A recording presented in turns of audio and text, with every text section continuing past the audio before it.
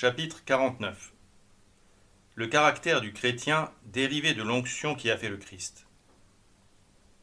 Le nom de Christ vient, dit Tertullien, d'une onction reçue, car ce mot signifie oint. Et le nom de chrétien, dit-il encore, vient de Christ, et par conséquent indique aussi une onction reçue. Il nous est facile de voir que le caractère qui fait le chrétien est une participation à l'onction qui a fait le Christ. Si nous voulons connaître notre dignité, les devoirs qui en découlent, il faut nous en faire l'idée par l'onction qui a formé le Christ. Ô Christ, ô Messie, ô vous qui êtes attendus et donnés sous ce nom sacré qui signifie loin du Seigneur. Apprenez-moi dans l'excellence de votre onction l'origine et le fondement du christianisme. Et puisqu'il est écrit que l'onction apprend tout, et encore que nous avons l'onction et que nous savons toutes choses, quand est-ce que cette onction nous doit enseigner? Sinon, lorsqu'il s'agit d'expliquer l'onction qui, vous faisant Christ, nous fait aussi chrétiens par la communication d'un si beau nom. Ô Christ, vous êtes connu de tout temps sous ce beau nom. Le psalmiste vous a vu sous ce nom lorsqu'il a chanté. Votre trône, ô Dieu, est éternel.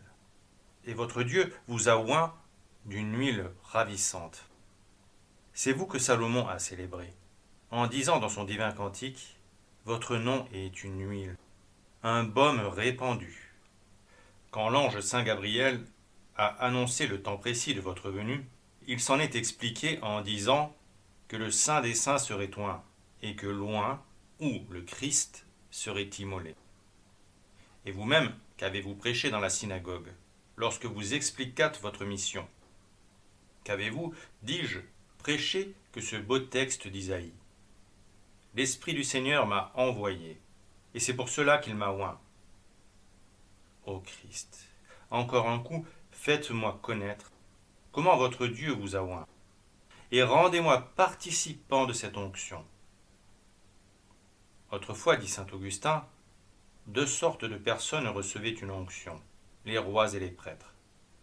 Et c'était le Christ qui était préfiguré en eux, lui qui devait être prêtre et roi, et Christ unique recevant son nom de son onction. Mais l'onction qu'il a reçue l'élève de beaucoup. Cela avait été prédit depuis longtemps, sur tous ceux qui ont eu quelque part à cette onction.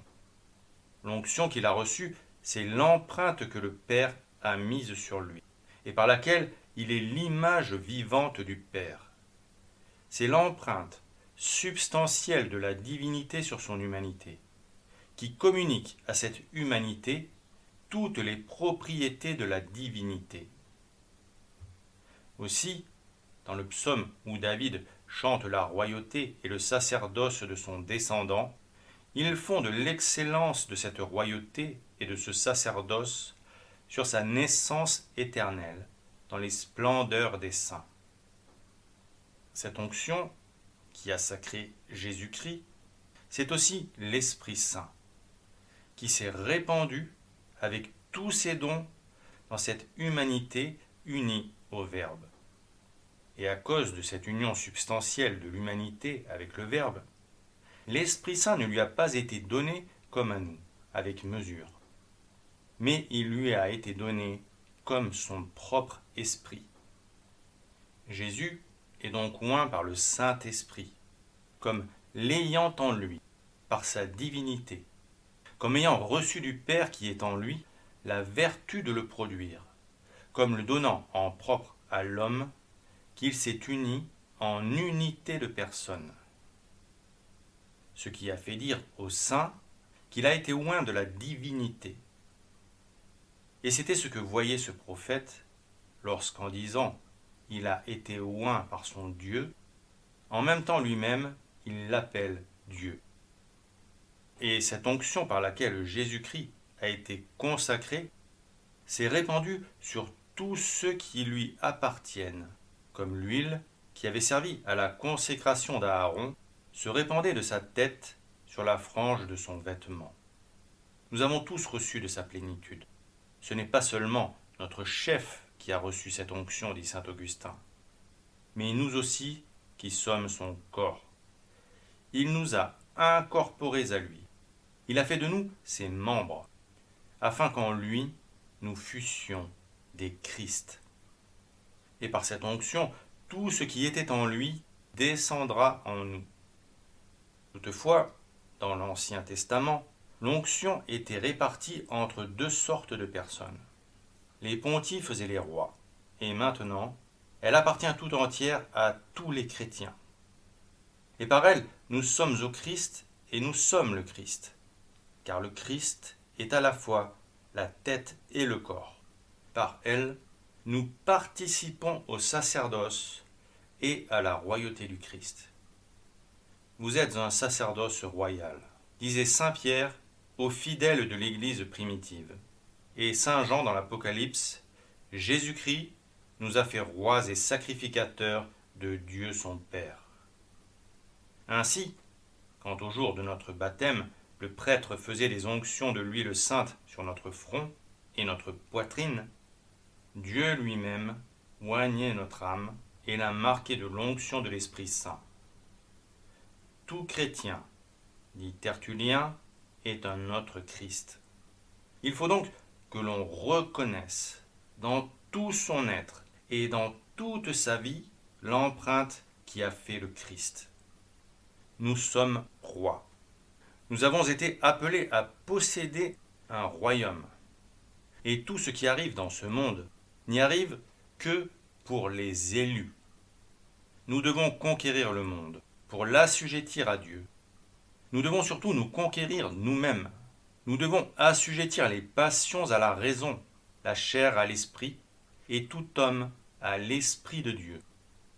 Ayons un courage vraiment royal.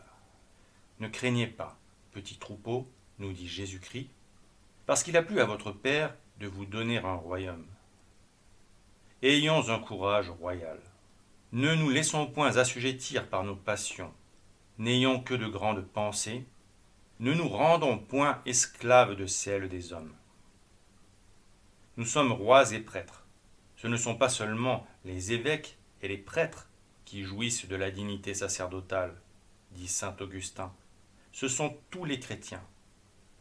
De même qu'on les appelle tous chrétiens à cause de l'onction dérivée du Christ qui les fait chrétiens, de même tous sont prêtres parce qu'ils sont membres d'un seul vrai prêtre. C'est pourquoi l'apôtre saint Pierre leur disait « Vous êtes une race sainte, un sacerdoce royal. » Nous devons aimer à offrir à Dieu des hosties saintes. Comme Jésus-Christ a été roi parce qu'il était prêtre, comme il a conquis le monde par son sacrifice, nous devons être rois, mais en nous immolant. Comme rois, soyons magnanimes, magnifiques. Aspirons à ce qu'il y a de plus haut, mais aspirons comme prêtres et sanctificateurs spirituels à ce qu'il y a de plus saint. Jésus-Christ reçut l'onction qui le faisait prêtre au moment même et par le fait de son incarnation. Et à ce moment même, il commença l'offrande de son sacrifice. Offrande qu'il continua toute sa vie. Aussi, l'apôtre saint Paul, appliquant à ce moment la prophétie du psalmiste, le montre faisant cette offrande au premier moment de sa venue sur terre. Vous n'avez point voulu d'hostie et d'oblation, mais vous m'avez formé un corps, ou vous m'avez approprié un corps. Les holocaustes et les sacrifices pour le péché ne vous ont pas plu. Alors j'ai dit, me voici, je viens, pour accomplir votre volonté, ô mon Dieu. Et l'apôtre ajoutait, par une seule oblation, il a consommé pour toujours notre sanctification. Nous étions compris, nous étions sanctifiés dans cette oblation par laquelle il s'offrait lui-même et nous offrait avec lui. Il faut maintenant ratifier ce que notre chef a commencé.